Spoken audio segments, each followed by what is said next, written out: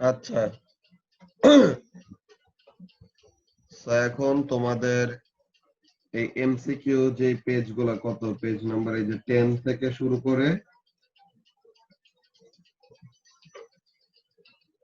Page number 174,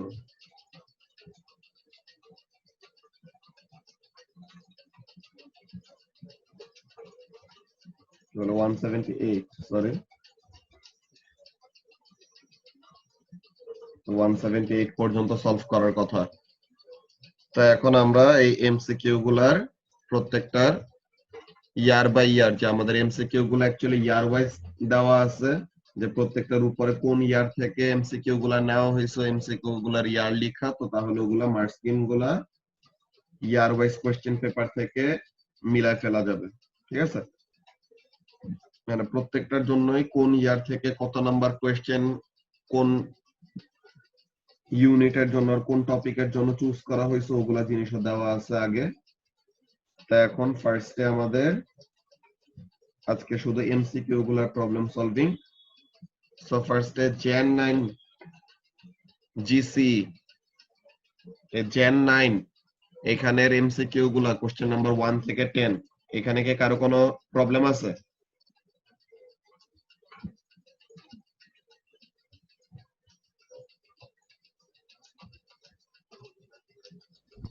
ভাই একটা second দাঁড়াও।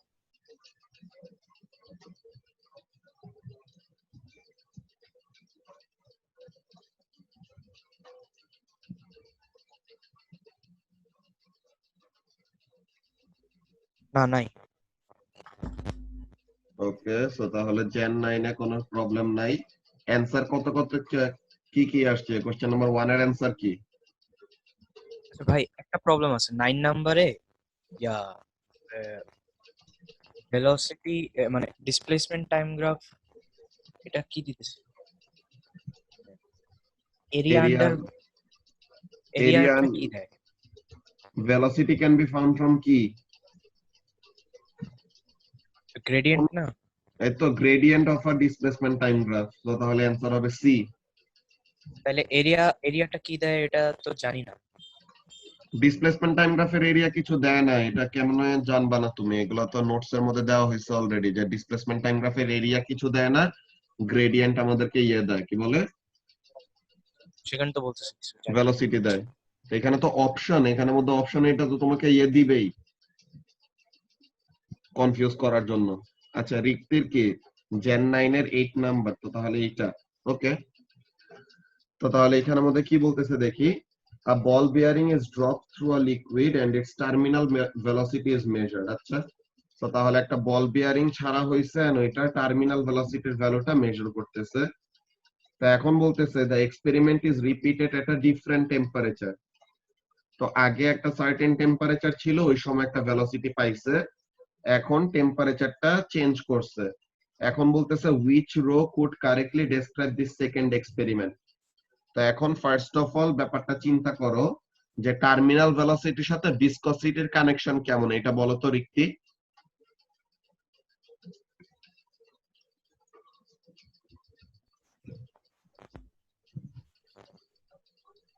ইনভার্স উল্টা। এটা না আমাদের টার্মিনাল ভেলোসিটির ফর্মুলা? এই তো, ভেরি গুড। ভি কমলে ভিসকসিটি বাড়ে না, এটা একটু উল্টা করে বলতে হবে, বুঝছো রিক্তি, যে ডিপেন্ডেন্ট এন্ড ইন্ডিপেন্ডেন্ট ভেরিয়েবল গুলো একটু এমন ভাবে এখন থেকে স্টেট এমন ভাবে করলে ভালো হয়, যে বলবা ভিসকসিটি বাড়লে টার্মিনাল ভেলোসিটি কমবে। ওকে, ভেলোসিটি কমলে ভিসকসিটি বাড়বে, এটা আসলে হয় না। হ্যাঁ, তো তাহলে কি বলবা, ভিসকসিটি বাড়লে টার্মিনাল ভেলোসিটি কমবে। আচ্ছা ঠিক আছে, ভালো কথা। তো এখন এখানের মধ্যে টেম্পারেচারের সাথে ভিসকসিটির কানেকশনটা কি? এখানেও ইনভার্সলি প্রপোর্শনাল, তাই না? যে টেম্পারেচার বাড়লে পরে ভিসকসিটি কমে যাবে, রাইট?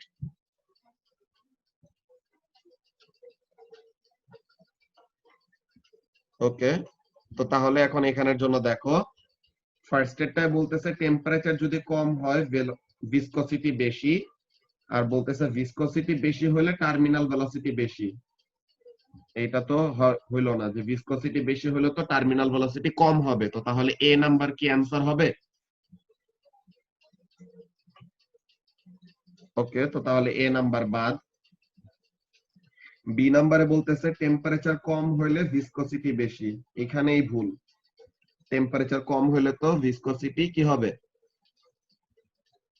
আচ্ছা সরি, এখানে ঠিক আছে, কিন্তু এখানে মধ্যে এটা কি বলতেছে, এখানে মধ্যে বলতেছে যে এটা সরি, এটা ঠিক আছে, ভুলে বলছি। এখানে মধ্যে টেম্পারেচার কম হলে তো ভিসকসিটি বেশি, এন্ড ভিসকসিটি বেশি হইলে টার্মিনাল ভেলোসিটি কম। ওকে, সো তাহলে এটার জন্য আমাদের অ্যান্সারটা হবে বি। ওকে, সো তাহলে বুঝে গেছো, দ্যাটস ভেরি গুড। তো তাহলে কোশ্চেন নাম্বার 8 এর অ্যান্সার কি হবে? বি।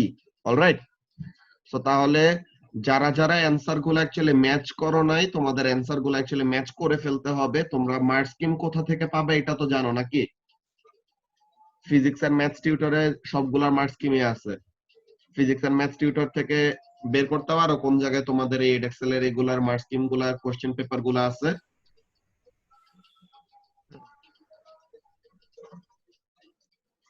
আমি তো ভাই নরমালি সার্চ দিছি, অটোমেটিক্যালি চলে আসে। ওই তো সার্চ দিলে অন্য চলে আসবে, ওইটাও একটা ওয়ে, ওইটাও সমস্যা না। এমনি একদম পুরা ফিজিক্স এন্ড ম্যাথস টিউটরে সুন্দর মতো লিস্ট ওয়াইজ সবগুলাই চলে আসে। যেখানে ফার্স্টে physics and maths tutor search দিলা, ফিজিক্স এন্ড ম্যাথস টিউটরে গেলা, দেন পাস্ট পেপারস, এরপরে এ লেভেলস এন্ড আইএল এর মধ্যে ফিজিক্স, এরপরে ইন্টারন্যাশনাল এ লেভেলের মধ্যে এডএক্সএল এর ইউনিট 1, এরপরে এই যে জেন 9, এই যে জেন 9 এ মার্ক স্কিম চলে আসলো। ওকে, তো তাহলে জেন 9 এর এমসিকিউ গুলার অ্যানসার আমরা এখান থেকে মিলায় ফেলতে পারবো। অলরাইট, তো তাহলে এরকম ভাবে আমরা কাজটা করতে পারি। আচ্ছা, তো তাহলে জেন 9 নিয়ে আর কি কারো কোনো কনফিউশন আছে? লামিয়া?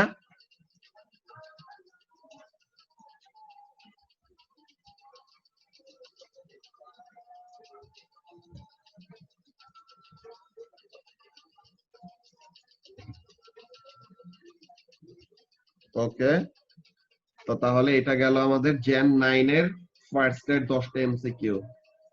এর পরের ইয়ারটা কোনটা? এর পরের ইয়ার হলো মে 9। তো তাহলে মে 9 এর কার কি প্রবলেম আছে?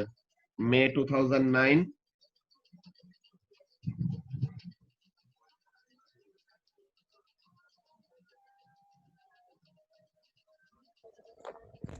সেভেন। মে 2009 এর কোয়েশ্চেন নাম্বার 7 কি বলছে? A car of known mass has a constant acceleration. So তাহলে একটা গাড়ি যার mass জানো and তার acceleration হলো constant. তো এখন বলতেছে resultant force acting on a car can be found from using applying what? F equal to ma. এটা আমাদের কোন ল এর আন্ডারে পড়ে? সরি, জানতাম না।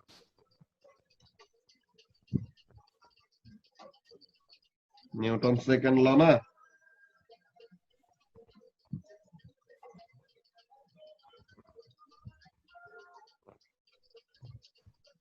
ওকে, সো তাহলে সুভাষিস এটা ইয়ার বাই ইয়ার আমরা যাবো, সো ওখানের মধ্যে ইয়ারে কোনো প্রবলেম থাকলে ওটা বললেই হবে, সমস্যা নাই। সো তাহলে মে 9 এর কোশ্চেন নাম্বার 7 আমরা এখানের মধ্যে দেখলাম। মে 9 এর কি আর বাকি কোনো কোশ্চেন নিয়ে প্রবলেম আছে?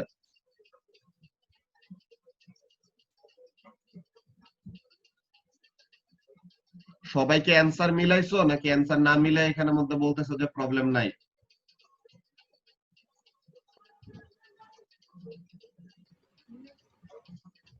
ভাই আমার প্রবলেম শিটে তো আমি ওই যে ইয়ার মানে কোন ইয়ার থেকে কোন কোন কোশ্চেনের প্রবলেম ওইভাবে তো আমি লিখি নাই। আমি শুধুমাত্র কোন কোশ্চেনের প্রবলেম, পেজ নাম্বার কত এটা লিখছি, এই দুটো ইনফরমেশন দিয়ে। ওই তো এখন পেজ এর নাম্বারে ফার্স্ট যেয়ে দেখো এটা কত, কোন ইয়ারের, তাইলে পরে বুঝতে পারবা।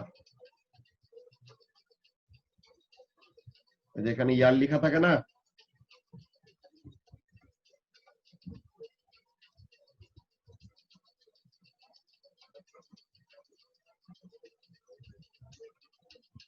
ঠিক আছে, সো তাহলে মে 9 এর যদি কারো কোনো প্রবলেম না থাকে দ্যাটস ভেরি গুড। সো এখন তাহলে আমি যদি তোমাদের একজনকে জিজ্ঞাসা করি, কাকে জিজ্ঞাসা করা যায়?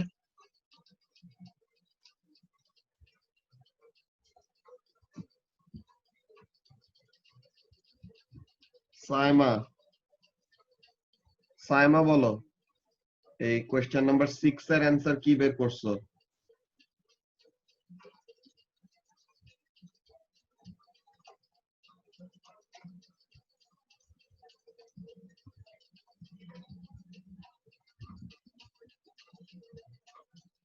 কোয়েশ্চেন নাম্বার 6 এর answer B.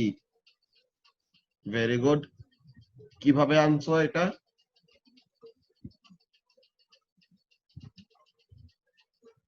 Kinetic energy gained or kinetic energy change, এটা তো ওয়ার্ক ডান, এটা একটা এনার্জি। সো তাহলে work done is equal to force into distance. So তাহলে যদি আমরা একটা কি করি, স্ট্রেট লাইন ইকুয়েশনের সাথে কম্পেয়ার করি, সো তাহলে এক্স অ্যাক্সিস এর ডিসটেন্স, ওয়াই অ্যাক্সিস এর work done or energy, so তাহলে গ্রেডিয়েন্ট আমাদেরকে কি দিবে? ফোর্স দিবে। এরকম করছো না সাইমা? নাকি ইউনিট দেখে বের করছো যে মিটার পার সেকেন্ড স্কয়ার আসছে, সো তাহলে ওখানে থেকে দিছো যে এটা ফোর্স? হ্যাঁ আমি ইউনিট দিয়ে করছি। ইউনিট আমিও দিয়ে, unit ওটাও দিয়ে। সমস্যা নাই, ইউনিট দিয়ে করলেও হবে আর এইভাবে করলে মিলাইলেও একই একই ব্যাপার। ওকে, তো তাহলে ইউনিট দিয়ে করতে পারছো, ওই ব্যাপারটাও তোমাদের মাথায় আছে, তাহলে দ্যাটস ভেরি গুড। ওকে, তো তাহলে মে 9 এটা নিয়ে আর বাকি কারো কোনো প্রবলেম নাই। এই যে এখানে ওই যে তোমাদের সিরিজ এন্ড প্যারালেলের ওই ব্যাপারগুলো বলে দিছিলাম না, সো তাহলে এই যে এখানে দুইটা স্প্রিং যখন নাকি একটা আরেকটা প্যারালেলে থাকবে, সো তাহলে ওইখানের জন্য আমাদের ওভারঅল এক্সটেনশন কত হবে এটা ইজিলি বের করতে পারবা তোমরা। সো কোশ্চেন নাম্বার 10 এর অ্যান্সার কি বের করছো রিক্তি?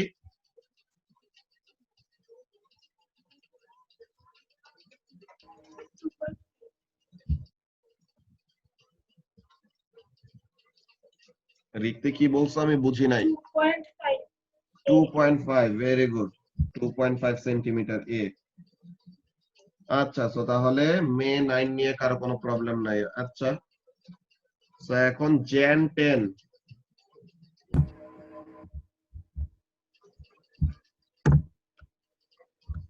জ্যান 10 এর 6 নাম্বার। ওকে, সো তাহলে Gen 10 question number 6, let's see. আচ্ছা, এই জিনিসটা এটা যেন প্রবলেম না হয় এর জন্য কিন্তু তোমাদেরকে একটা ব্যাপার আমি এক্সপ্লেইন করে রাখছিলাম।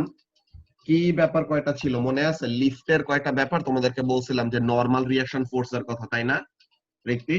ব্যাপারটা দেখো, সে কি করতেছে, আ person weighing 100 Newton stands on some bathroom scales in a lift. So তাহলে ওখানে ওই যেরকম তোমার ওয়েটের ভ্যালুটা দেখাবে, ওয়েট তো না, অ্যাকচুয়ালি নরমাল রিঅ্যাকশন ফোর্সের রিডিং দেখায়। এই বাথরুম স্কেলটা কিসের রিডিং দেখায়? It shows the reading of normal reaction force, ঠিক আছে? তাহলে সে নরমাল রিঅ্যাকশন ফোর্সের রিডিং দেখা, আচ্ছা ভালো কথা। এখন বলতেছে if the scales show a reading of 110 Newton, তোমার অ্যাকচুয়াল ওয়েট হলো 100, কিন্তু তোমার নরমাল রিঅ্যাকশন ফোর্সের রিডিং কত দেখাচ্ছে? 110। তো তার মানে আনব্যালেন্সড ফোর্সটা কোন ডিরেকশনে বলো তো? ওয়েট তো নিচে, এখানের মধ্যে দেখো রিক্তি, তোমার তাহলে ফোর্স গুলা কি কি কাজ করতেছে ব্যাপারটা খেয়াল করো। ওয়েট তো কখনো চেঞ্জ হবে না, হবে? ওয়েট তো 100ই আছে নাকি? ওয়েটটা 100ই আছে, কিন্তু নরমাল রিঅ্যাকশন ফোর্সের রিডিং কত? স্কেলে কত রিডিং দেখতেছি? 110। সো তাহলে normal reaction force is 110। So তাহলে এখানে আনব্যালেন্সড ফোর্সটা কোন ডিরেকশনে?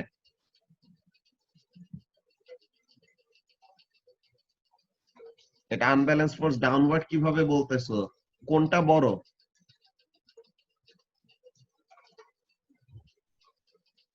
ঠিক আছে, আপওয়ার্ড।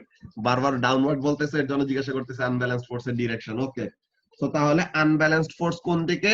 আপওয়ার্ড। ওকে, তো তাহলে একটা জিনিস বুঝছো যে আনব্যালেন্সড ফোর্স হলো উপরে। এখন তুমি তোমার অপশন গুলোর সাথে মিলাবা। First of all option B, option D কাটাকাটি, এগুলা এমনি বাদ কেন? বিকজ এখানে বলছে কনস্ট্যান্ট ভেলোসিটি, কিন্তু আনব্যালেন্স ফোর্স থাকলে তো আর কনস্ট্যান্ট ভেলোসিটি হবে না, সে তো ভেলোসিটির মধ্যে একটা চেঞ্জ আনবে। সো তাহলে বি আর ডি বাদ বাদ চলে গেল, এটা নিয়ে তো কোনো কনফিউশন নাই, আছে ঋত্বিক? আচ্ছা, তো তাহলে বি আর ডি বাদ পড়ে গেল। এখন এখানের মধ্যে বলতেছে moving downwards and decelerating. Decelerate কখন করে ঋত্বিক? ভেলোসিটি আর আনব্যালেন্সড ফোর্সের ডিরেকশন কি হইলে ডিসিলারেশন হয়?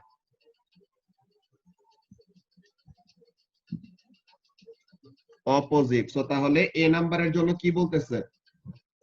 ভেলোসিটি হলো নিচে এন্ড ডিসিলারেট করতেছে। What does that mean? তাহলে আনব্যালেন্সড ফোর্স কোন দিকে কাজ করতেছে? উপরে, তাই না? তাহলে ভাইয়া উপরে ওঠার কথা না? এটা আসলে তুমি ইনিশিয়ালি নিচে নামতেছিলা, তো তাহলে তোমার ডাউনওয়ার্ড অলরেডি একটা ভেলোসিটি আছে। এই যে এখানে ব্যাপারটা এমন খেয়াল করো, জাস্ট আনব্যালেন্সড ফোর্স ওইদিকে থাকা মানেই যে উপরে উঠবে এমন তো কথা না। তুমি মনে করো গাড়ি চালাইতেছো, তুমি যাচ্ছিলা সামনে, তুমি ব্রেক অ্যাপ্লাই করলা, তো তাহলে আনব্যালেন্সড ফোর্স কোন দিকে হইলো, সামনে নাকি ব্যাকওয়ার্ড ডিরেকশনে? সো তাহলে তুমি ব্রেক অ্যাপ্লাই করলে কি সাথে সাথে পিছে মুভ করা শুরু করো? না, তো তাহলে তুমি সামনের দিকেই যাও, আস্তে আস্তে ভেলোসিটিটা কমে, এটা হয় না? কিন্তু ভাইয়া সিও তো হতে পারতো। সি হতে পারতো, দেখো সিটা কি বলছে, লজিক্যালি খেয়াল করো, সি নাম্বারে কি বলছে? Moving upward. তো তাহলে ভেলোসিটিটা উপরে and moving upward and decelerating. তো তাহলে ভেলোসিটি উপরে মানে আনব্যালেন্সড ফোর্স হলো নিচে, তাই না? সি নাম্বারে এটা মিন করতেছে না? হ্যাঁ, তো তাহলে আমাদের আনব্যালেন্সড ফোর্স আসলে কোথায়, উপরে নাকি নিচে? উপরে। তো তাহলে সি নাম্বারে তো আনব্যালেন্সড ফোর্স নিচে বলতেছে, সো তাহলে এর জন্য সি বাদ।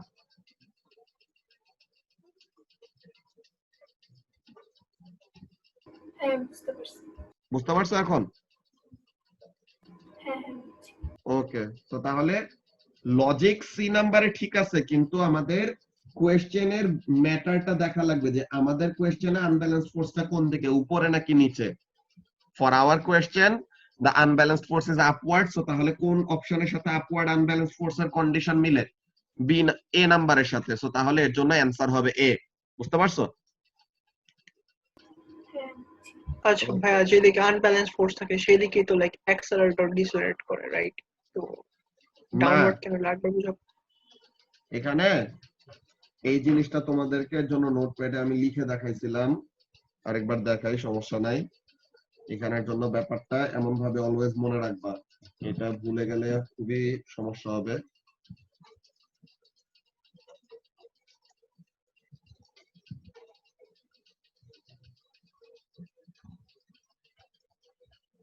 একটা অবজেক্ট যার ম্যাস এম, একটা অবজেক্ট যার ম্যাস এম, একটা অবজেক্ট যার mass M. Initially, the object is moving towards right with a velocity v. Initially, the object is moving towards right with velocity v. তো সবগুলোর জন্য সেম। এখন এক একবার এক এক ডিরেকশনে আমি আনব্যালেন্সড ফোর্স দিব। এইখানে আনব্যালেন্সড ফোর্সটা হলো সামনে, এখানে আনব্যালেন্সড ফোর্সটা হলো পিছে, এখানে আনব্যালেন্সড ফোর্সটা হলো একটা অ্যাঙ্গেলে, কি বলে, পারপেন্ডিকুলার। ওকে, তো এখন এখানের মধ্যে কি হবে, এই জায়গাটার মধ্যে for this condition what will happen?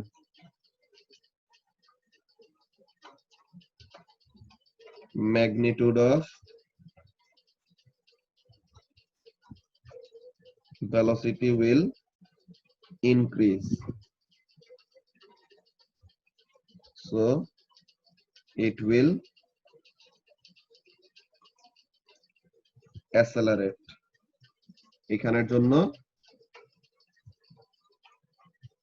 Magnitude of velocity কি বাড়বে নাকি কমবে? ডিক্রিজ করবে না? ডিক্রিজ করবে। এটাকে আমরা কি বলি?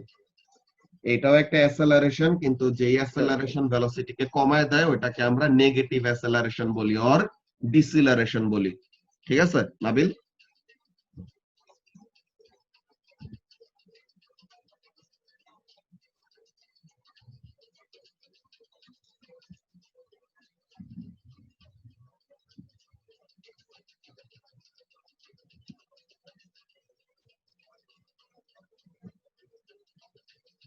এইখানে magnitude of velocity remains the same,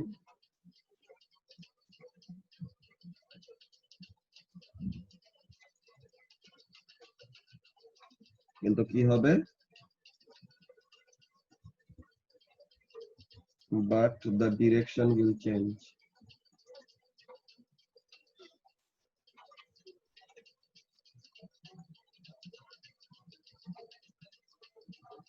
Nabil কি এখন বুঝতে পারছো অ্যাসেলারেশন এন্ড ডিসেলারেশনের ব্যাপারটা? হ্যাঁ ভাইয়া। ওকে, সো তাহলে ভেলোসিটির সেম ডিরেকশনে থাকলে আনব্যালেন্সড ফোর্স তখন অ্যাসেলারেশন বলবো, আর ভেলোসিটির অপোজিট ডিরেকশনে আনব্যালেন্সড ফোর্স থাকলে পরে ডিসেলারেশন বলবো।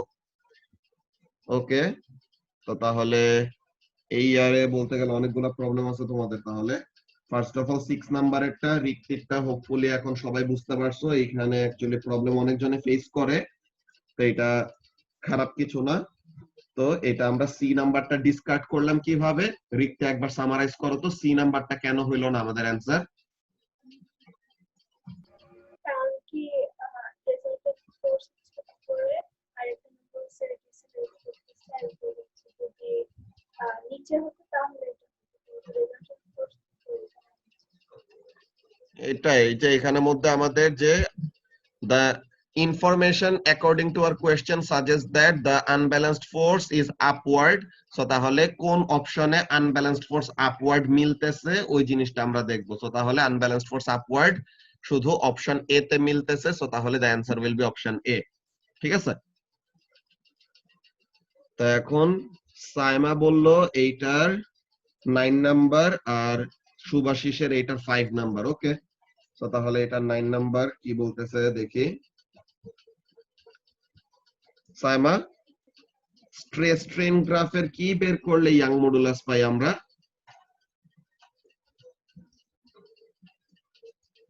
গ্রেডিয়েন্ট। এখন কোন গ্রাফটা সবচেয়ে বেশি স্টিপ? স্ট্রেট পোরশনটা। কোন গ্রাফের স্ট্রেট পোরশনটা সবচেয়ে বেশি স্টিপ?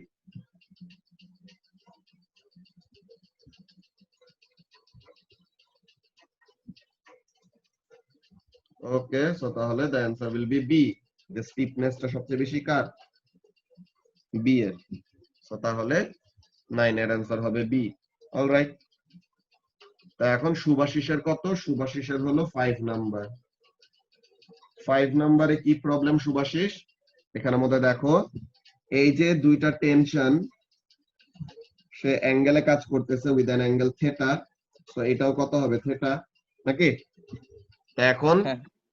এই টেনশন গুলা কি করতেছে? টেনশন গুলার দুইটা কম্পোনেন্ট থাকবে না? they will have a vertical component and they will also have a horizontal component, নাকি? হ্যাঁ, এটা এটা ঠিক আছে। তো এখন হরাইজন্টাল কম্পোনেন্ট কি হবে? cos থিটা, অ্যাঙ্গেলটা এটা হরাইজন্টালের সাথে। ওকে, হুম, তো এখন এটা ঠিক আছে। অ্যাঙ্গেল সেম, টেনশনের value same, and horizontal force গুলি হলো অপোজিট ডিরেকশনে, সো তাহলে একজন আরেকজনকে ক্যান্সেল আউট করে ফেলে না? হ্যাঁ, সো তাহলে হরাইজন্টাল নিয়ে আমাদের কোনো চিন্তা করা লাগলো না, রাইট? হুম, ওকে, এখন ভার্টিক্যাল ফোর্স। এখন ভার্টিক্যাল কম্পোনেন্ট আমরা কি বলবো? টি সাইন থিটা, এটা হলো টি সাইন থিটা। তা এখন এটা কি করতেছে? দুইটা টি সাইন থিটা উপরে অ্যাক্ট করে কাকে ব্যালেন্স করতেছে? ওয়েট অফ দা পিকচার কে ব্যালেন্স করতেছে। সো তাহলে T sine theta plus T sine theta is equal to weight, so তাহলে 2t sin theta is equal to weight, নাকি? তো তাহলে ও 2t আচ্ছা, sin ঠিক theta আছে। equal to weight এটা কোন অপশনে আছে? ডি তে, বুঝতে পারছি। মানে যে 2টা আসলো কোন জায়গা থেকে, এটা একটু প্রবলেম ছিল। ঠিক আছে, বুঝতে পারছি। ওকে, তো তাহলে এই ইয়ারে যে জেন 10 এই ইয়ারের এমসিকিউ তার কি কারো কোনোটায় কনফিউশন আছে?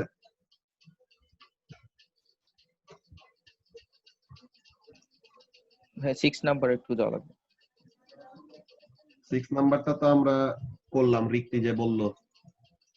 6 নাম্বার এটা কোনটা? কোথায়? ওই যে স্যার কি বলে কোথায় গেলাম ভাই, দেখতেছি দাঁড়াও বলছি।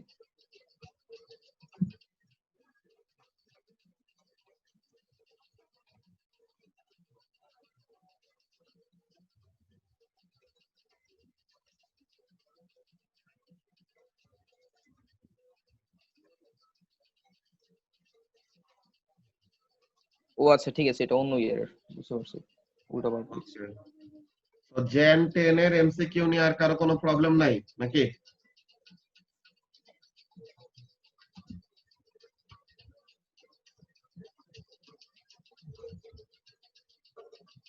বাকি সবাই সবগুলো পারতেছো?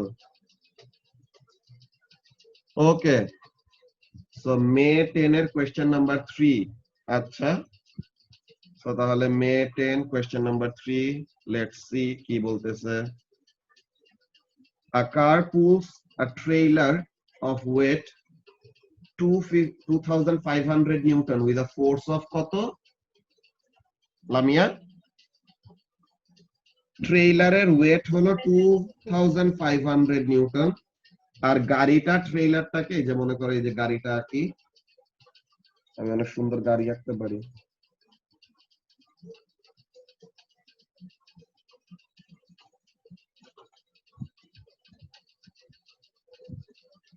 এখানে গাড়িটা কি করতেছে, একটা ট্রেইলারকে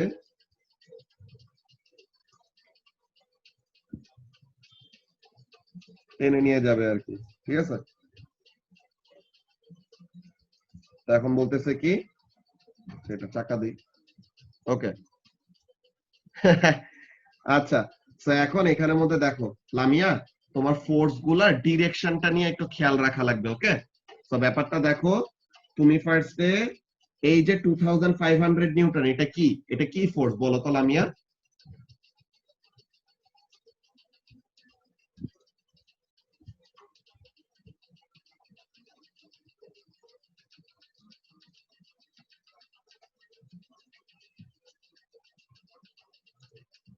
এটা কি ওয়েট অফ দা ট্রেইলার না? তো তাহলে ট্রেইলারের ওয়েটটা কোন ডিরেকশনে কাজ করবে? এইদিকে ভার্টিক্যাল নাকি? জি। তো তাহলে এটা এরকম ভার্টিক্যালি ডাউনওয়ার্ড ডিরেকশনে কাজ করলো, ভেরি গুড। আর এই 20 নিউটনটা কি ফোর্স?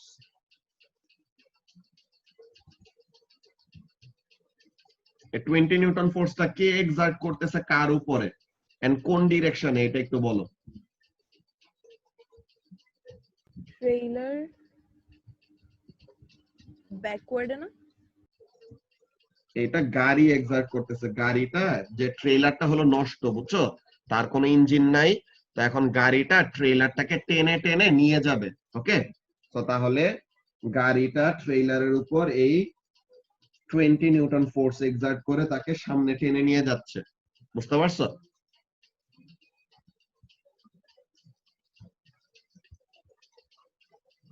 জি ভাইয়া। ওকে, সো তাহলে এই 20 নিউটন ফোর্স দিয়ে তাকে টেনে নিয়ে যাচ্ছে, কতটুকু ডিসটেন্স কভার করলো? 8 কিলোমিটার। কিলোমিটার তো এসআই ইউনিট না, এসআই ইউনিটে কনভার্ট করার জন্য মিটারে নিতে হবে, সো তাহলে 8000 মিটার। আচ্ছা, ভালো কথা। এখন তোমাকে বলছে ওয়ার্ক ডান বের করতে। এখন ওয়ার্ক ডান মানে কি বলো তো? ওয়ার্ক ডানের ডেফিনেশনটা কি?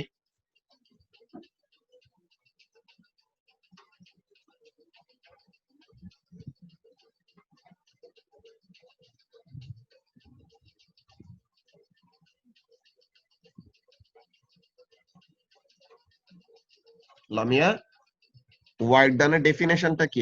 এখানের মধ্যে যে ফর্মুলা যে আমরা লিখি, ফোর্স ইনটু ডিসটেন্স, কোন ফোর্স এন্ড কোন ডিসটেন্স?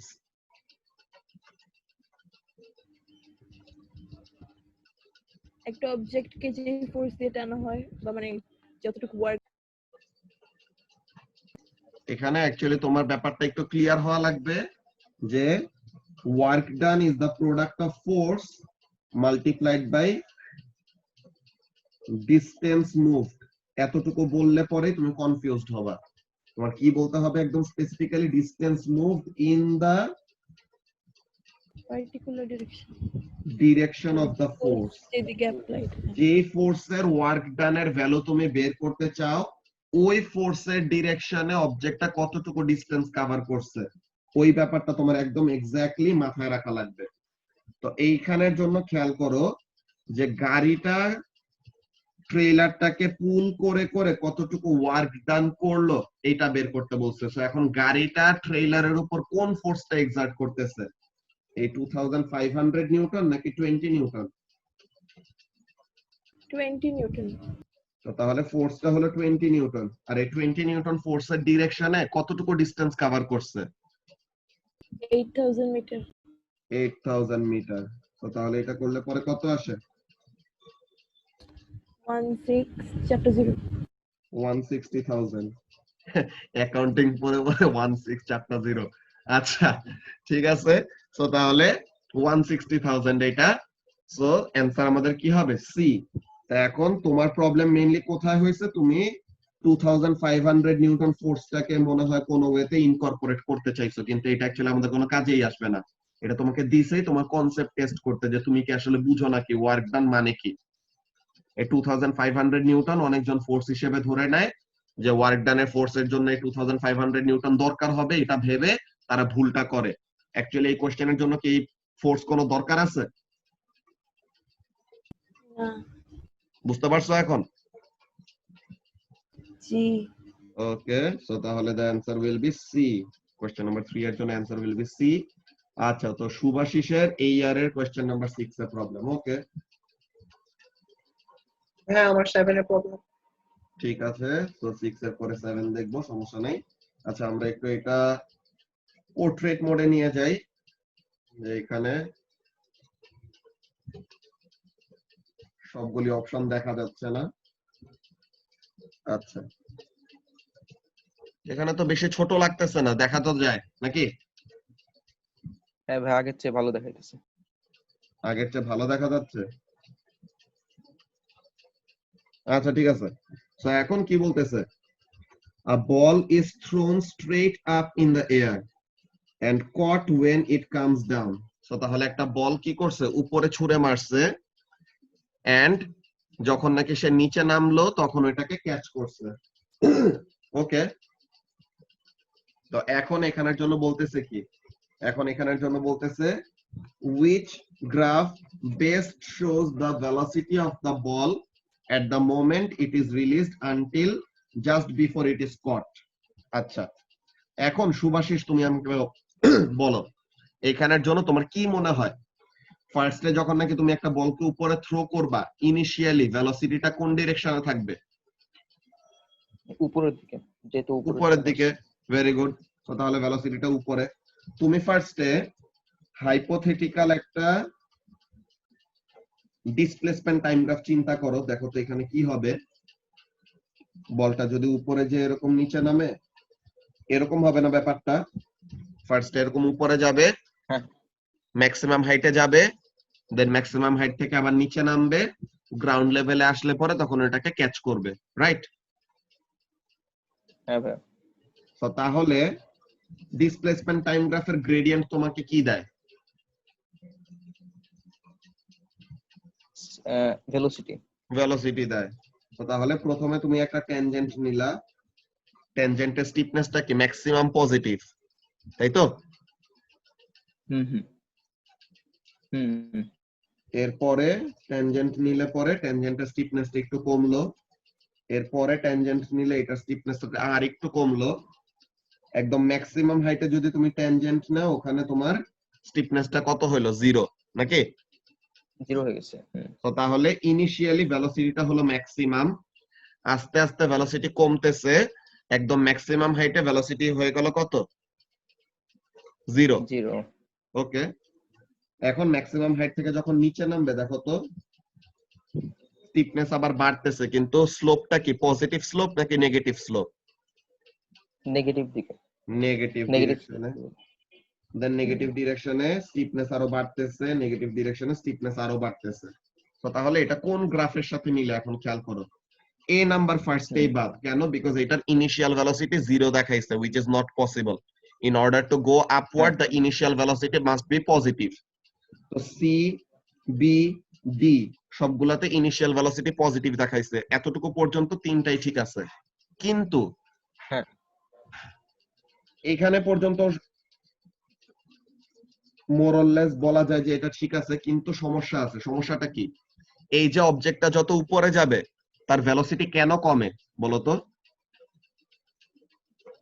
ভাই ওই যে ড্র্যাগ ফোর্স কাজ করতেছে এই জন্য। ড্র্যাগ ফোর্সের জন্য? এয়ার রেজিস্ট্যান্সের কথা যতক্ষণ না বলে দিবে ততক্ষণ পর্যন্ত এটা নেগলিজিবল। আচ্ছা ওয়েট না, সো তাহলে ওয়েটের জন্য সে ডিসিলারেট Weight. করে, তাই না? আচ্ছা ঠিক যে আছে। তোমার ভেলোসিটি হলো উপরে কিন্তু ওয়েট হলো নিচে, সো তাহলে আনব্যালেন্সড ফোর্স হলো নিচে, সো তাহলে ভেলোসিটি আর আনব্যালেন্সড ফোর্সের ডিরেকশন অপোজিট হলে কি করবে? ডিসিলারেট করবে, রাইট? হ্যাঁ বুঝতে পারছি। আচ্ছা, সো তাহলে এখন তোমার এই যে ডিসিলারেশনটা যে হবে, ডিসিলারেশনের ফোর্সটা কি অলওয়েজ ফিক্সড না? ওয়েটের ভ্যালু কি চেঞ্জ হবে কখনো? না তো তাহলে ওয়েট যদি ফিক্স থাকে তো তাহলে অ্যাসেলারেশন ডিউ টু গ্র্যাভিটিও কি ফিক্সড না? হ্যাঁ তো তাহলে হুম আর ভেলোসিটি টাইম গ্রাফ থেকে তুমি যে গ্রেডিয়েন্ট পাবো, ওই গ্রেডিয়েন্ট তোমাকে কি দিবে? কোনটা? ভেলোসিটি টাইম গ্রাফ থেকে যে গ্রেডিয়েন্ট পাই, ওই গ্রেডিয়েন্ট আমাদেরকে কি দেয়? অ্যাক্সিলারেশন। অ্যাসেলারেশন দেয়। সো এখন সি নাম্বারের জন্য দেখো আস্তে আস্তে গ্রেডিয়েন্টের স্টিপনেস চেঞ্জ করতেছে, যে প্রথমে অ্যাসেলারেশন 0, তো এখানে তো ব্যাপারটা বাদ। ডিতেও প্রথমে ট্যানজেন্ট ড্র করলে পরে অ্যাসেলারেশন কত দেখাইলো? 0, কিন্তু অ্যাসেলারেশন ডিউ টু গ্র্যাভিটি কি কখনো 0 হবে? না তো তাহলে সি আর ডি এমনিতে আমাদের বাদ চলে যাইতেছে। বি নাম্বার হবে আমাদের রাইট অ্যান্সার। কেন? Because velocity time graph is a straight line. Velocity time graph straight line মানে কি? Velocity time graph straight line মানে হলো তার গ্রেডিয়েন্টটা হলো কনস্ট্যান্ট, এন্ড তার গ্রেডিয়েন্ট কেন constant? Because the unbalanced force is fixed. যে অ্যাসেলারেশন ডিউ টু গ্র্যাভিটি আমরা পাবো, যে গ্রেডিয়েন্টের থেকে আমরা কি পাবো? Gradient will give us the acceleration due to gravity, which is a fixed value, which is what? 9.81 meter per second square. And since it act downward, so তাহলে গ্রেডিয়েন্টটা হবে negative. ওকে, ও আচ্ছা। বুঝতে কিন্তু পারছো? ভাই এখানে যে হ্যাঁ, এখানে যে স্লোপটা, এটা তো এই যে ওয়াই অ্যাক্সিস এর একটা পয়েন্টে টাচ করছে না? ওইখান দিয়ে যদি আমরা একটা কি বলে ট্যানজেন্টের মতন যদি ড্র করি তাহলে তো ওইখান তো আবার চলে আসে, জিরো চলে আসে গ্রেডিয়েন্ট। এখানে ট্যানজেন্ট ড্র করলে কেমনে জিরো আসবে? এটা কি কার্ভ? এটা তো একটা স্ট্রেট লাইন। স্ট্রেট লাইনের জন্য তুমি ট্যানজেন্ট আচ্ছা কেমনে আসবে? স্ট্রেট লাইনের জন্য তো ট্যানজেন্টটা তার প্যারালেলই হবে। ও ঠিক আছে। এটা তো তার প্যারালেলই হবে ট্যানজেন্ট। ও বুঝতে পারছি, মিসকনসেপশন ছিল। হ্যাঁ ওকে, সো তাহলে the answer will be B.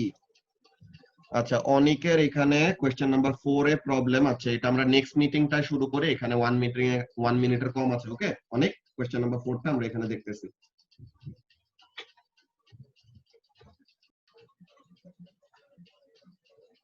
আচ্ছা, সো অনেক তোমার এইখানের কোশ্চেন নাম্বার 4 এ হলো প্রবলেম।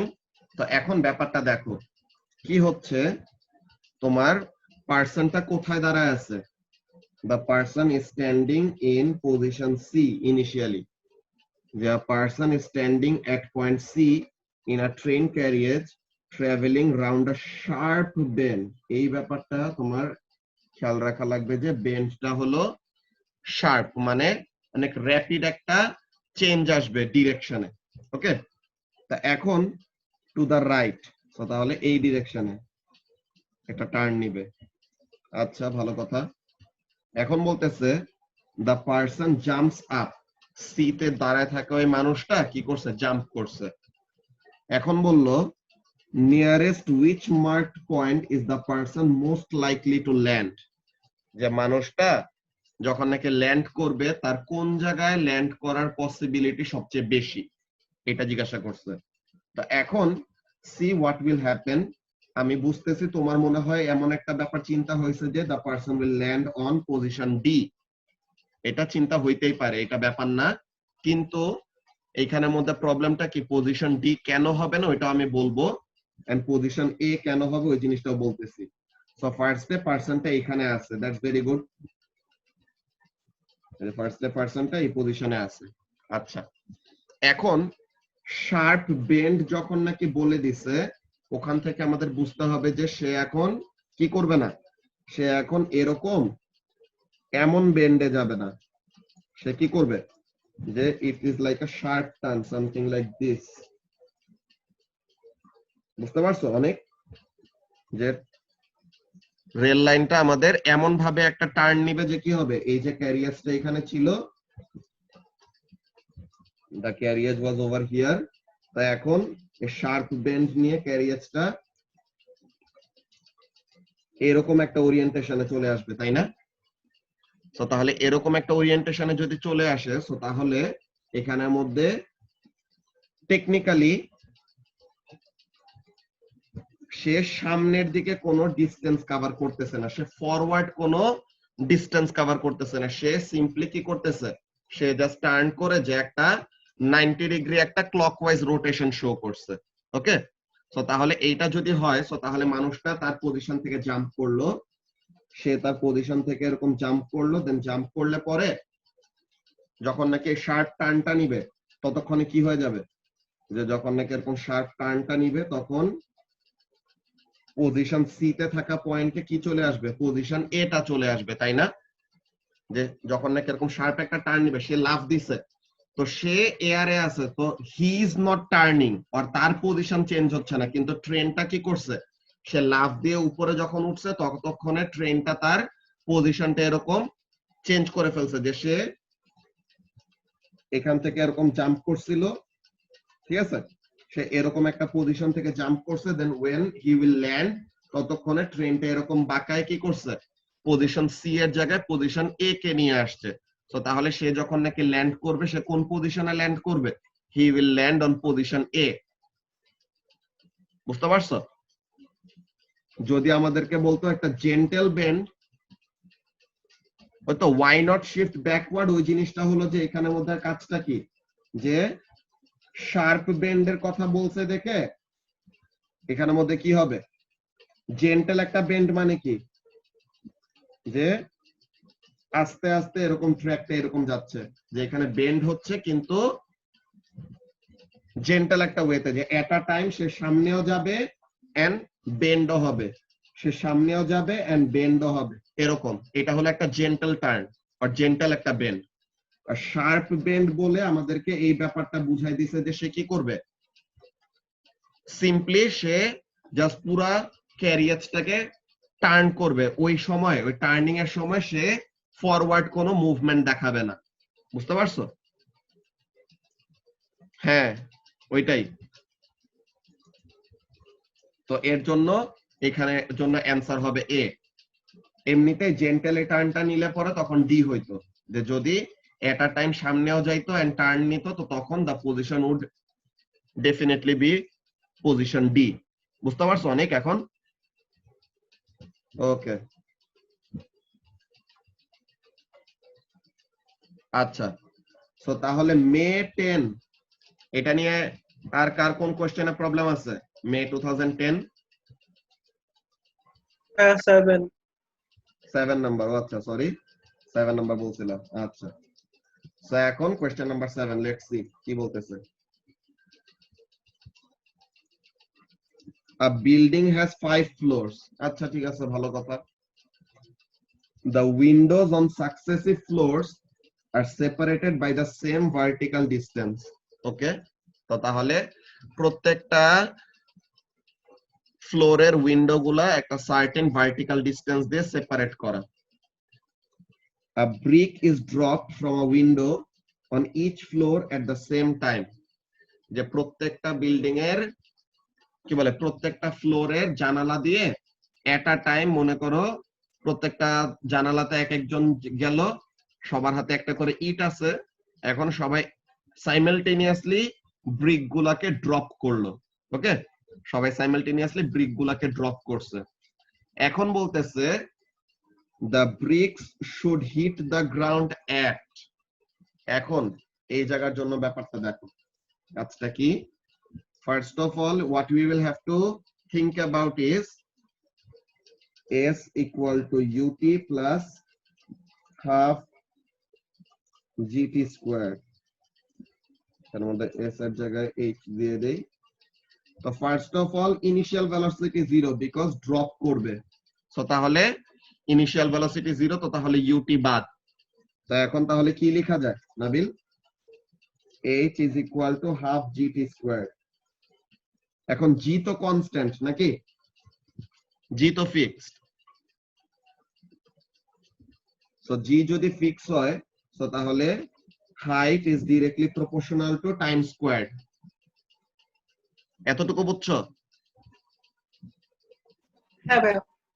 আচ্ছা, সো তাহলে এতটুকু যদি বুঝে থাকো, এখন তোমার এই ব্যাপারটা, এখন এক্সপ্লেনেশনটা তোমার যেটা করা লাগবে, এর জন্য তোমাদেরকে মনে আছে আমি এরকম ডিরেক্ট প্রপোর্শনালিটি, স্কয়ার রিলেশনশিপ এইসব ব্যাপারগুলো লিখে দিতে বলছিলাম, একটা টাস্ক দিয়েছিলাম। এটা সুভাষিস জমা দিছিলা না লাবিবা দিছিলা, এরকম কয়জন জাস্ট দিছো? তো এইখানের মধ্যে আমাদের এটা কি কাজে আসে খেয়াল করো। দেখো আমি এটা এখানে আঁকি, এই জায়গায় স্পেস ভালো আছে, মনে করো একটা বিল্ডিং আঁকি আমি ফার্স্টে।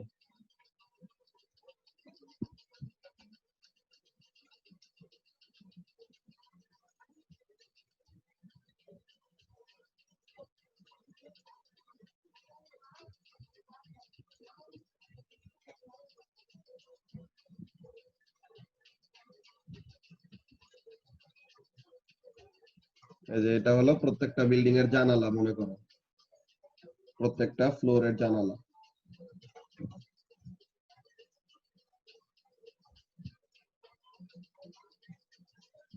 এখন এইখানে হাইটের ভ্যালু হলো h0, এইখানে হাইটের ভ্যালু হলো h1, এইখানে হাইটের ভ্যালু হলো h2,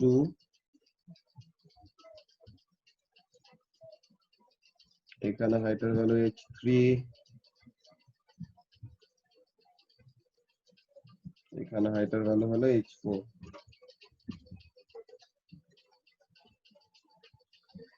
এখন প্রত্যেকটাতে কি হয়েছে?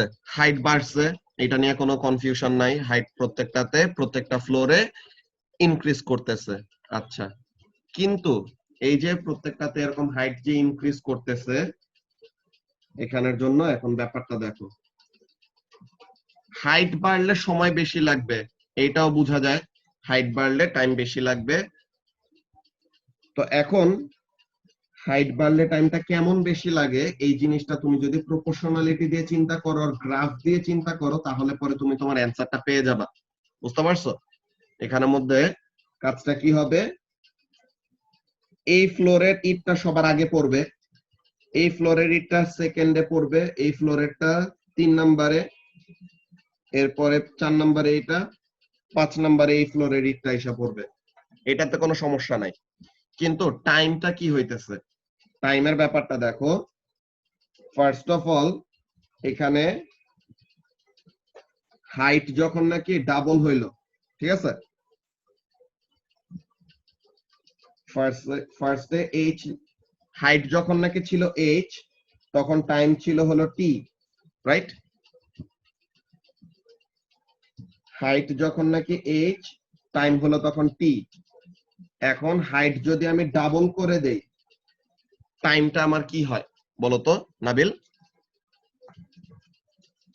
এটার জন্য তোমার ইদার তুমি হয়ে যাবে। এই যে ডাবল হয়ে যাবে, এটা চিন্তা করাটাই তোমার ভুল ছিল, বুঝছো? এখানের মধ্যে অ্যাকচুয়ালি কি হয় দেখো, h is proportional to t squared, তাই না? তো তাহলে এটা কিন্তু ডাইরেক্ট রিলেশনশিপ না, এখানে t স্কয়ার এর সাথে ডাইরেক্টলি প্রপোর্শনাল। অলরাইট, সো ব্যাপারটা তোমার এমন ভাবে করতে হবে, দেখো তুমি এটা অ্যারিথমেটিক্যাল ওয়েতে দেখাইতেছি, যেটাতে তুমি বুঝতে পারবা, কিন্তু এটা একটু লেন্দি হবে, বাট স্টিল ফার্স্টে বুঝার ব্যাপারটা মেইন। তো এখন h is equal to kt squared, তো তাহলে k is equal to কি হবে, h by t square। Okay, k equal to কত, h by t squared। এতটুকু বুঝছো? হ্যাঁ ভাই। ওকে, তো এখন হাইট যখন নাকি আমরা ডাবল করে দিলাম তখন টাইমটা চেঞ্জ হবে না, নতুন একটা টাইম আমরা পাবো নাকি? হ্যাঁ ভাইয়া। তো তাহলে tn টা দিয়ে বুঝাইতেছি new time. Alright, so tn টা দিয়ে বুঝাইতেছি নিউ টাইম। এখন নতুন টাইমটা কত হয় এটা আমরা দেখি। tn squared is equal to 2h by k।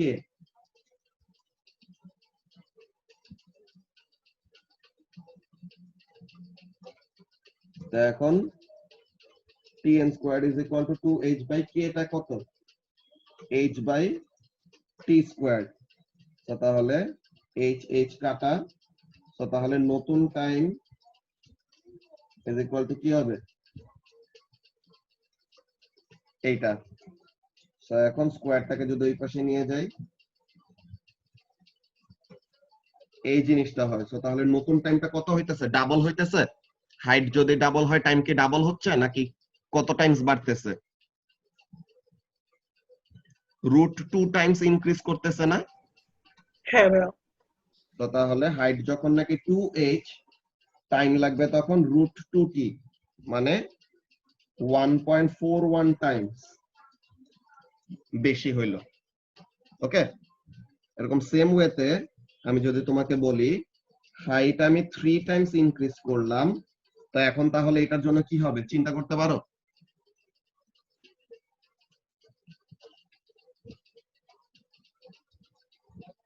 যে হাইট যদি এখন আমি 3h ইউজ করি, তো তাহলে আমার নতুন টাইমের ভ্যালুটা কত লাগবে? ইউনিটারি মেথড দিয়ে করতে পারি। ইউনিটারি মেথড দিয়ে করতে পারো। এখানে অ্যাকচুয়ালি প্যাটার্নটা এরকম দেখতে পারা উচিত, সমস্যা নেই, করে দিতেছি আমি। নতুন টাইমের স্কয়ার, তো তাহলে নতুন টাইমের square is equal two 3t থাকবে, 3t স্কয়ার থাকবে। তো তাহলে নতুন টাইমটা will be equal to root over 3t। তো এটা হবে এইটা। তো তাহলে রুট ওভার 3 মানে কত? 1.7 না নাকি? রুট 3 এর ভ্যালু কত? 1.73। তো তাহলে 1.73 টাইমস। এখন হাইট যদি তুমি 4 টাইমস করো, সো তাহলে দেখো তো তোমার টাইমের ভ্যালুটা কত হয়? হ্যাঁ অনেক, thank you, root 3t। Okay, so এখন টাইম যদি তুমি 4 টাইমস করো, সো তাহলে কত হবে? Root 4t। রুট 4 মানে কত? 2 টাইমস নাকি? রুট 4 মানে 2 না নাবিল? হ্যাঁ ভাইয়া।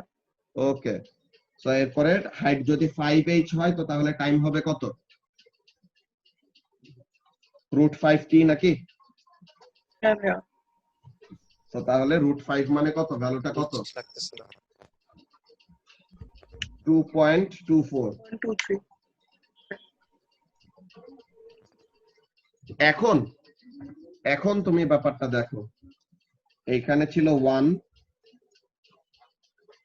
এরপরে বেড়ে কত হইছে?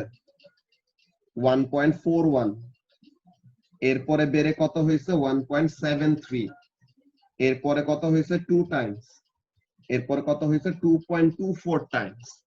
এখন দেখো তো প্রথমের এখানে ডিফারেন্সটা কত? 0.41 টাইমস বাড়ছে নাকি? একটা ফ্লোর ইনক্রিজ করাতে কত টাইমস ইনক্রিজ করছে টাইম? 0.41। 0.41 টাইমস। হ্যাঁ। এখন আরেকটা ফ্লোর ইনক্রিজ করাতে কত টাইমস হইছে? 1.73 মাইনাস 1.41 করলে কত হয়? 0.32। তো তাহলে Right. 0.32 টাইমস। 32 টাইমস। ওকে, এরপরে এইটার জন্য কত আসে? 0.27 টাইমস। হ্যাঁ। তাহলে কি আমি এটা বলতে পারি না যে মানে একতলা থেকে পড়লে যদি 1 সেকেন্ড লাগে, চারতলা থেকে পড়লে 2 সেকেন্ড লাগতেছে? হ্যাঁ, তো তাহলে এখানে ইনক্রিজ তো করতেছে, এটা নিয়ে কোনো কনফিউশন নাই, আমরা নিজেরাও দেখতে পাইতেছি যে ইনক্রিজ করতেছে সময়টা, কিন্তু কেমন রেটে ইনক্রিজ করতেছে? প্রথমে ইনক্রিজ করছিল অনেক বেশি, আস্তে আস্তে ইনক্রিজিং এর রেটটা কমতেছে, তাই না? হ্যাঁ হ্যাঁ হ্যাঁ, ওইটাই। তো তাহলে এখানের মধ্যে কি করতেছে? The time taken is increasing but at a decreasing rate, এমন টাইপের ব্যাপার। তো তাহলে এখানের জন্য আমাদের টাইম ইন্টারভাল গুলো কি হইতেছে? ডিক্রিজ করতেছে না টাইম ইন্টারভাল গুলি? এত ম্যাথ দিয়ে করে চিন্তা করে এভাবে লিখছি। ওই তো চিন্তা করে এইভাবে করা যায় ওটা বলবো। এখানের মধ্যে আমাদের কাজ আছে, এখানের মধ্যে ম্যাথ দিয়ে ফার্স্টে আমি জাস্ট একদম ডিটেইল ওয়েতে করে দেখাইছি। ওকে, ম্যাথ দিয়ে আমি এখানের মধ্যে প্রত্যেকটা ভ্যালু বের করে করে করে করে দেখাইলাম। এখন তোমাদের মেইনলি আসলে কিভাবে চিন্তা করতে হবে। 1 মার্কের জন্য তো আমরা এত কিছু করব না, তাই না? আমরা 1 মার্কের জন্য এত কিছু করতে গেলে আমাদের সময় হবে না। তো তাহলে আমাদের যে জিনিসটা চিন্তা করা লাগবে, either if you are good at graphs that will be very helpful. কেন? because অ্যাকচুয়ালি গ্রাফে চিন্তা করছি। তুমি যখন নাকি হাইট ভার্সাস টাইম গ্রাফ আঁকাবা, তো তাহলে y equal to x square graph, হ্যাঁ, y equal to x square graph, এটা হবে না? তো এখন y equal to x square গ্রাফের শেপ দেখতে কেমন হয়?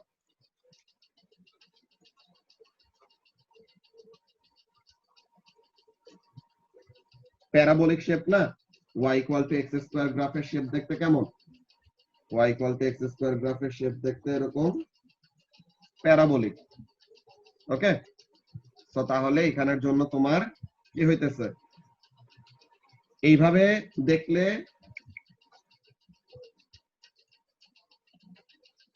এখানে হলো 1, এখানে হলো 2, তো তাহলে পরে ফার্স্ট ফ্লোরের জন্য তোমার যতটুকু টাইম লাগছে, সেকেন্ড ফ্লোরের জন্য তোমার আরেকটা এরকম টাইম লাগলো, থার্ড ফ্লোরের জন্য দেখলে কি তখন টাইম বেশি লাগছে কিন্তু ইনক্রিজিং এর রেটটা কি হয়েছে, কমে গেছে। ফোর্থ ফ্লোরের জন্য যদি দেখো তখন আবার কি হয়েছে, বেশি লাগছে কিন্তু ইনক্রিজটা কি হইতেছে, আর একটু কম করতেছে। বুঝতে পারছো নাবিল? হ্যাঁ ভাইয়া। তো তাহলে এইভাবে করে তোমার মেইনলি দেখে ফেললে আরো ইজি হয়। ওকে, যে টাইম বেঁচে যায় অনেকটুকু।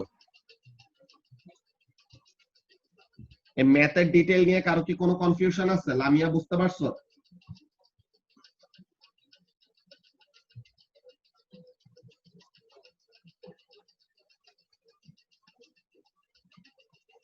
ওকে, ভেরি গুড। তো তাহলে পরে এটা গেল আমাদের কোশ্চেন নাম্বার 7, যে মে 10 কোশ্চেন নাম্বার 7। মে 10 নিয়ে আর কারো কি কোনো কনফিউশন আছে?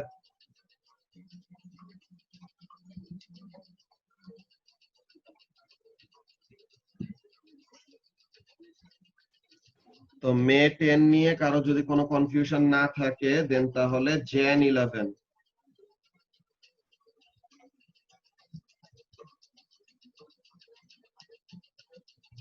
jan 11 এর কোন কোন কোশ্চেনে প্রবলেম?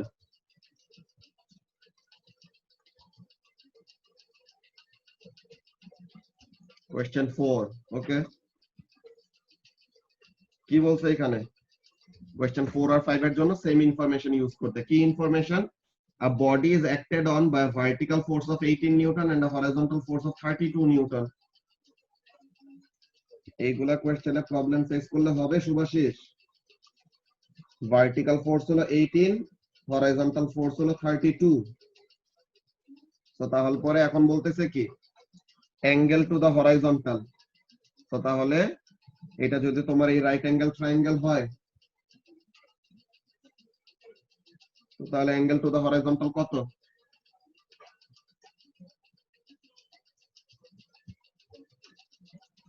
এটা না অ্যাঙ্গেল টু দা হরাইজন্টাল। তো তাহলে তুমি অ্যাডজাসেন্ট জানো, অপোজিট জানো। তো তাহলে অ্যাডজাসেন্ট আর অপোজিট রিলেটেড কি ফর্মুলা, sin tan নাকি cos?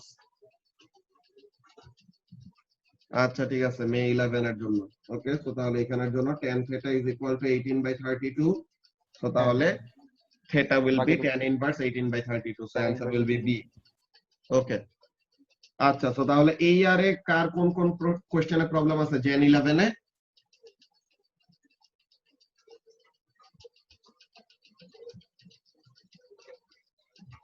jan 11 এ কারো কোনো প্রবলেম নাই?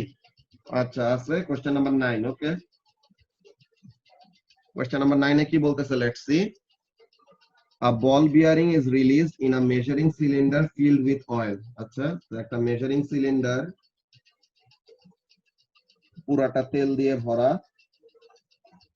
তো এখন এটার ভিতরে কি করছে, একটা বল বিয়ারিং ছেড়ে দিছে। এখন বল বিয়ারিংটা নিচে নামবে, তাই তো?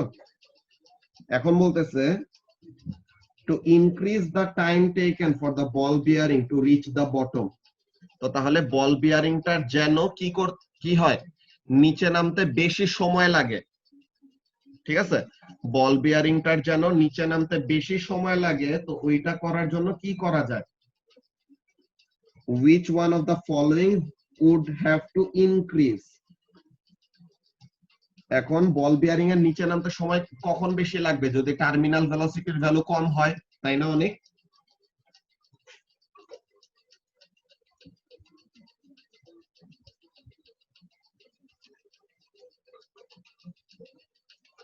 টার্মিনাল ভেলোসিটি কম হইলে the ball bearing will take longer amount of time to reach the bottom of the measuring cylinder. So এখন দেখো ফার্স্ট ডে টেম্পারেচার যদি বাড়ে, বলতেছে এগুলা ইনক্রিজ করবে, তো তাহলে টেম্পারেচার যদি বাড়ে ভিসকসিটি কমে যাবে, ভিসকসিটি কমলে তো ভেলোসিটি বাড়বে, তো তাহলে A can not be the answer. Okay, যে বলছে টেম্পারেচার যদি বাড়ানো হয় তাহলে এটা কি রাইট অ্যান্সার নাকি না? No, that is not the right answer, because if temperature increases viscosity will decrease, and if viscosity decreases then কি হবে না? টার্মিনাল ভেলোসিটি কমবে না, টার্মিনাল ভেলোসিটি উল্টা বাড়বে। বি নাম্বার অপশনে বলতেছে যে ভিসকসিটি বাড়াইলে কি হবে? এই যে এখন আমাদের রাইট অ্যান্সারটা আসছে যে ভিসকসিটি যদি বেড়ে যায় তো তাহলে ভেলোসিটি কি হবে? কমে যাবে। সো ভিসকসিটি অফ দ্য ফ্লুইড যদি বেড়ে যায় তো তাহলে ভেলোসিটি কমে যাবে, তো ভেলোসিটি কমে গেলে it will take longer amount of time to reach the bottom of the cylinder. So the answer will be B. Gravitational field strength বাড়াইলে ভেলোসিটি বাড়বে, সো তাহলে C can not be the answer. Density of the ball bearing বাড়াইলে পরেও terminal ভেলোসিটির value বাড়বে, so D also can not be the answer, so তাহলে answer will be B. বুঝতে পারছো?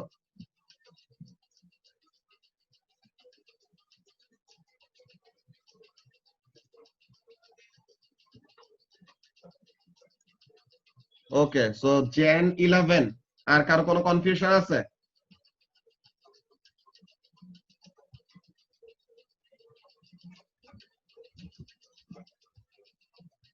আচ্ছা, জেন 11 আর কারো কোনো প্রবলেম না থাকলে পরে মে 11।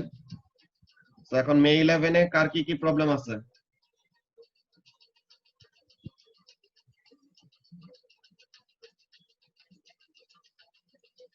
সুভাষিস তো বলছিলাম মে 11 এর কোয়েশ্চেন নাম্বার 4। মে 11 এর কোয়েশ্চেন নাম্বার 4 এখানে কি বলছে? The acceleration of free fall on Mars is 3.7 meter per second square. So তাহলে g এর ভ্যালু হলো 3.7 meter per second square. এখন বলতেছে if an object on Mars is launched vertically upwards with an initial velocity of 40 meter per second. So তাহলে velocity হলো উপরে কত? 40 meter per second, আর acceleration হলো নিচে which is 3.7 meter per second square. এখন বলতেছে its speed after 3 seconds will be. তো এখন ভেলোসিটি আর অ্যাসেলারেশনের ডিরেকশন অপোজিট, সো তাহলে অ্যাসেলারেশন কে আমরা কি ধরবো? নেগেটিভ ধরবো না? যে আপওয়ার্ড হলো পজিটিভ, ডাউনওয়ার্ড হলো নেগেটিভ, তাই তো? তো তাহলে v is equal to u plus at।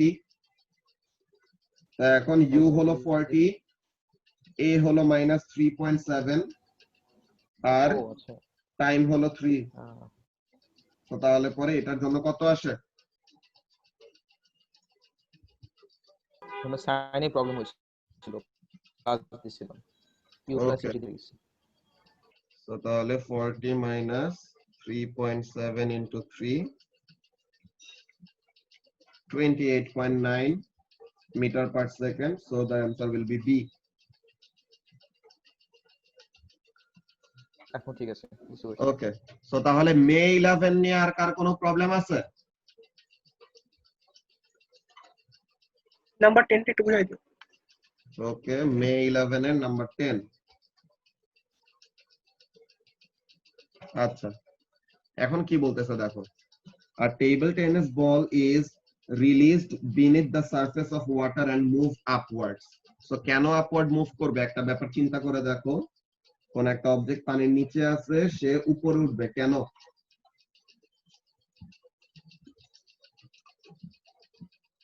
Release করছো মানে কি ইনিশিয়াল ভেলোসিটি 0, এখন তার ওয়েট আছে, আপ থ্রাস্ট আছে, আপ থ্রাস্ট যদি ওয়েটের থেকে বড় হয় তাহলে পরে তাকে কি করবে, উপরের দিকে অ্যাসেলারেট করাবে নাকি? উপরে নিয়ে যাবে, হ্যাঁ।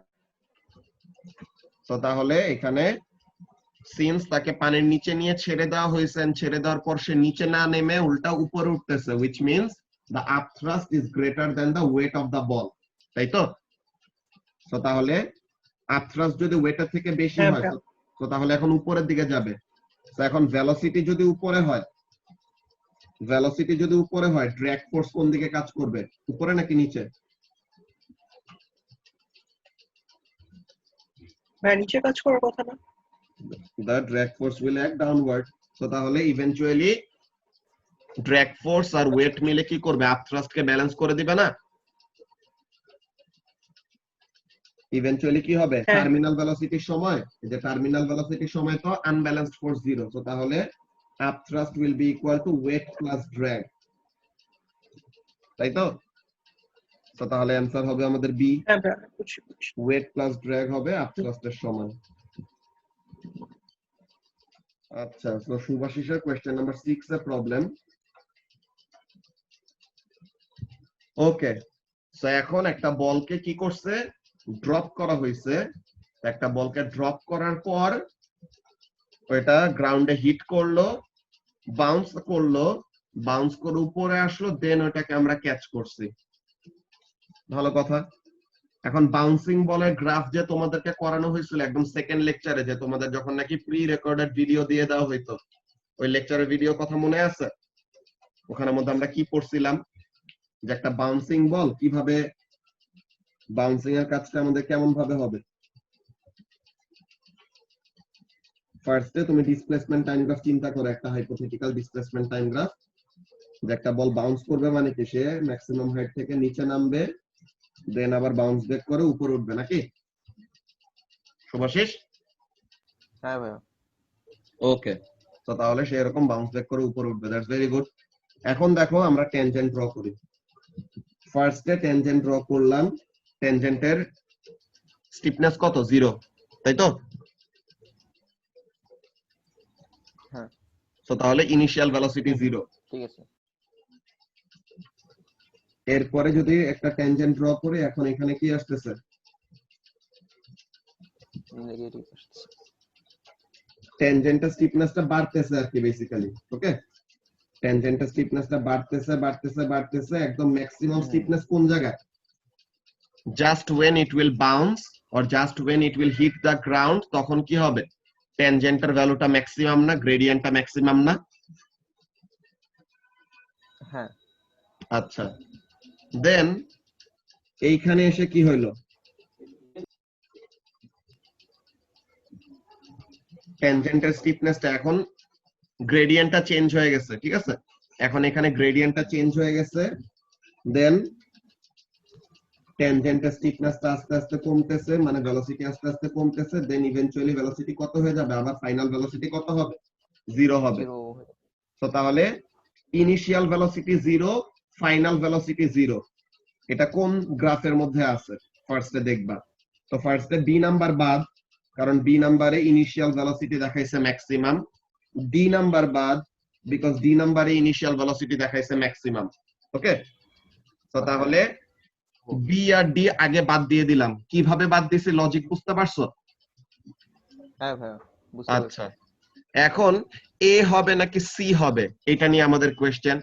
এখন ব্যাপারটা খেয়াল করো যে এইখানে আমরা কি দেখলাম, যে বাউন্স যখন নাকি করবে ভেলোসিটির কি ডিরেকশন চেঞ্জ হবে না বলতো? এতক্ষণ সে যাই বাউন্স করার আগে সে যাইতেছিল এক ডিরেকশনে, বাউন্স করার পর সে যাইতেছে কি অপোজিট ডিরেকশনে, রাইট? হ্যাঁ ভাই। অপোজিট ডিরেকশনে যে গেছে এটা আমরা কিভাবে বুঝি, ভেলোসিটির কি চেঞ্জ হবে, অ্যাক্সিস চেঞ্জ হবে না? একবার মুভ করবে পজিটিভ অ্যাক্সিসে, একবার মুভ করবে নেগেটিভ অ্যাক্সিসে, তাই তো? হ্যাঁ। তো তাহলে এ নাম্বারে ও দেখো তো হ্যাঁ, অ্যাক্সিসে ঠিকই কি আছে। কোনো চেঞ্জ দেখাইছে? এ নাম্বারে ফার্স্টে দেখাইতেছে এই যে না, ভেলোসিটি positive 0 থেকে বাড়তেছে, দেন দেখাইতেছে যে ভেলোসিটি আবার ম্যাক্সিমাম থেকে কমতেছে। এখানে কি দেখায় নাই? সে কোনো ডিরেকশনের চেঞ্জ দেখায় নাই। সে দেখাইতেছে যে ম্যাক্সিমাম ভেলোসিটি পর্যন্ত গেল, দেন ওই ডিরেকশনেই আবার ভেলোসিটি কমতেছে, কিন্তু ডিরেকশন তো চেঞ্জ হইতে হবে। সো এ নাম্বারে কি ডিরেকশনের চেঞ্জটা শো করা হয়েছে? না ভাই। সো এখানের মধ্যে কি ডিড নট শো ও আচ্ছা। Change in direction.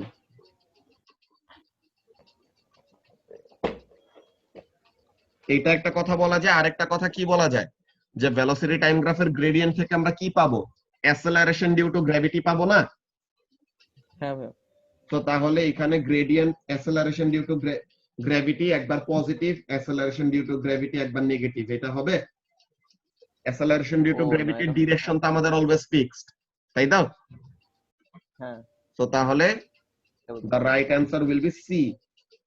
এখানে জাস্ট প্রবলেমটা হলো ভেলোসিটিটা আচ্ছা। নেগেটিভ অ্যাক্সিসে ফার্স্টে না দিয়ে ফার্স্টে পজিটিভ অ্যাক্সিসে দিছে। সো তার মানে তারা কোশ্চেনে ধরে নিছে কি ডাউনওয়ার্ড ডিরেকশনটাকে পজিটিভ ধরছে। বুঝতে পারছো? হ্যাঁ। ও আচ্ছা, বুঝছি। সো মানে তখন তাহলে বলটা ফল করবে ওই হ্যাঁ, পাথের জন্য পজিটিভ ধরছে। সো তাহলে দ্য অ্যান্সার ইজ সি। ও আচ্ছা, এই কাহিনী, বুঝতে পারছি। ওকে, সো তাহলে এটা গেল আমাদের মে 11 কোশ্চেন নাম্বার 6। মে 11 নিয়ে কারো কি আর বাকি কোনো প্রবলেম আছে? ভাই এটা 10 দেখলে মে 11 এর 10 নাম্বার তো দেখলাম মাত্র। ওই যে weight plus drag equal to upthrust, তুমি না বললা? হ্যাঁ ভাই দেখছি। আচ্ছা, সো মে 11 নিয়ে আর কি কারো কোনো প্রবলেম আছে?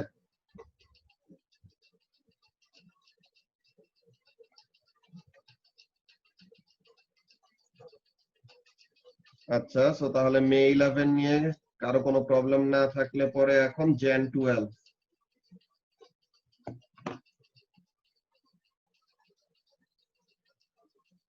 জ্যান 12 এ কার কোন কোন কোশ্চেনে প্রবলেম?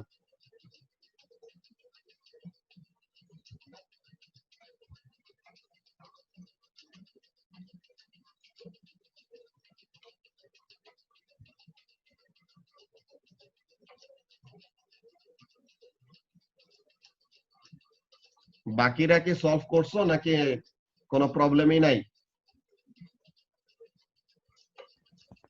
আমার জ্যান 13 থেকে প্রবলেম। ঠিক আছে, ওকে, অনেক কোশ্চেন নাম্বার 7 এ আমরা যাই। আচ্ছা, সো এখন বলতেছে, হ্যাঁ আমার ওটাতে প্রবলেম থাকে। আচ্ছা এটা জাস্ট আমাদের ইকুয়েশনটা রিঅ্যারেঞ্জ করা লাগবে। Young modulus is equal to কি? Stress by strain, right? ওটাই, হ্যাঁ। তো তাহলে এখানের মধ্যে আমরা লিখে দিছিলাম এটা নোটের মধ্যে, ফোর্স বাই এরিয়া, আর এটা হলো change in length by original length. তো এখন তাহলে এটাকে কি লেখা যায়? এরিয়াটা নিচে চলে যাবে আর অরিজিনাল লেন্থটা উপরে চলে আসবে না, বলতো? হ্যাঁ। তো তাহলে force into original length is equal to change in length into area. তো তাহলে Young modulus is equal to force into original length divided by extension into area. তো তাহলে এক্সটেনশনটাকে সাবজেক্ট করলে পরে কি আসে?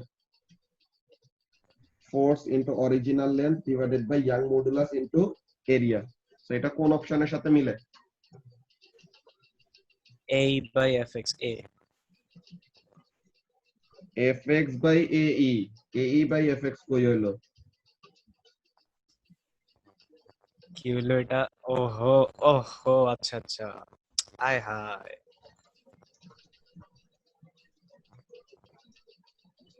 তো তাহলে এটার জন্য অ্যান্সার হবে ডি। অনেক বুঝতে পারছো?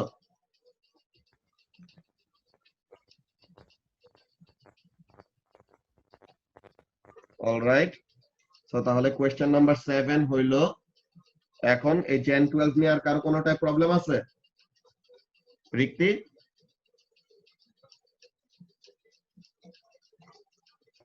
না ভাইয়া। ওকে, তো তাহলে জেন 12 এ যদি কারো কোনো প্রবলেম না থাকে, দ্যাটস ভেরি গুড। তো এখন অ্যাকচুয়ালি কোশ্চেন পেপারের এই বুকলেট সলভিংটা এর জন্য আমরা এক্সট্রা ক্লাস অ্যাকচুয়ালি করতে চাই, বিকজ এটা অনেক টাইম কনজিউমিং, বুঝছো? যে প্রবলেম একটা এরকম সলভ করতে গেলে ওই রিলেটেড কয়টা ডিসকাশন একটু করা লাগে, তো তাহলে এখানে অনেক বড় একটা টাইম চলে যায়। এর জন্য আমরা ক্লাস টাইমে এটা মেইনলি করব না, এটা অ্যাকচুয়ালি করছি বিকজ আমাদের কয়টা booklet solving class actually miss গেছে। ওকে, তো তাহলে আমাদের এমসিকিউ গুলা, আচ্ছা সাইমা এখানে কোশ্চেন নাম্বার 10 এর অ্যানসারটা বলো তো, কি পাইছো? জেন 12 এর কোশ্চেন নাম্বার 10। গুলু এটা ওর অ্যান্সার। নাইস। আরে বি বলতে চাইছিল, গুলু বলে ফেলেছে। বাপ রে বাপ, ওয়াও, বি, আমারও তো বি আসে। বি কিভাবে বের করছো সাইমা, বলো এ তো? হবে না ভাইয়া। বি বি বি না, অ্যানসার হবে বি। বি ঠিকই কেমনে? আছে। সাইমা ফাইজলামি করলেও রাইট অ্যানসার দিয়ে দিতে পারে, কি অবস্থা, জিনিয়াস একদম। শাবাশ। আমার একটু বুঝাই দাও তাহলে ভাই। আচ্ছা, সো সাইমা একটু আনমিউট করে ফার্স্টে বলো এক্সপ্লেনেশনটা। Very good. সো সাইমা যে এক্সপ্লেনেশনটা দিছে, দেখো নাবিল, তোমার কি করতে হবে, তুমি নিচের একটা ফ্লোরে আসো, দেন তোমার উপরের ফ্লোরে যাওয়া লাগবে। তো তুমি প্রথমে লিফটটা তো প্রথমে থেমে আছে, তো লিফটটাকে প্রথমে কি করা লাগবে, উপরে ওঠার জন্য প্রথমে উপরের দিকে একটা ভেলোসিটি গেইন করতে হবে না? তো উপরের দিকে হ্যাঁ একটা ভাইয়া। গেইন করার জন্য কি করতে হবে, অ্যাসেলারেট করা লাগবে। সো ফার্স্টে অ্যাসেলারেট করলো, অ্যাসেলারেট করে একটা ভেলোসিটি পাইলা। এখন অ্যাসেলারেশন জিরো, অ্যাসেলারেশন জিরো মানে কি, কনস্ট্যান্ট ভেলোসিটি নাকি? হ্যাঁ। তো তাহলে একটা ভেলোসিটি গেইন করে কনস্ট্যান্ট ভেলোসিটিতে উপরে উঠলা। দেন যখন নাকি তুমি যেই ফ্লোরে নামবা ওই ফ্লোরের কাছাকাছি গেছো, এখন ওই ফ্লোরে তোমার থামতে হবে। তো এখন তোমার কি করা লাগবে, ইন অর্ডার টু স্টপ, তোমার ভেলোসিটি কমাইতে হবে না? কমাতে হবে, তাহলে তো ডিসেলারেট করবো। তো তাহলে যতটুকু তুমি অ্যাসেলারেট করছিলা ততটুকু ডিসেলারেট করলে তখন ভেলোসিটি আবার জিরোতে নিয়ে আসতে পারবা। সো তাহলে ফার্স্ট অ্যাসেলারেট, দেন কনস্ট্যান্ট ভেলোসিটি, দেন ডিসেলারেট। তো এর জন্য অ্যানসার হবে বি। ওকে, বুঝছি ভাই। ঠিক আছে। সো তাহলে আজকের জন্য আমাদের ক্লাসটা এইটুকুই। কি জিনিস? Less than 1 minute. হ্যাঁ ওইটাই, যে ক্লাস আজকে আমাদের এখন এখানে শেষ করব, নেক্সট ক্লাসে আমরা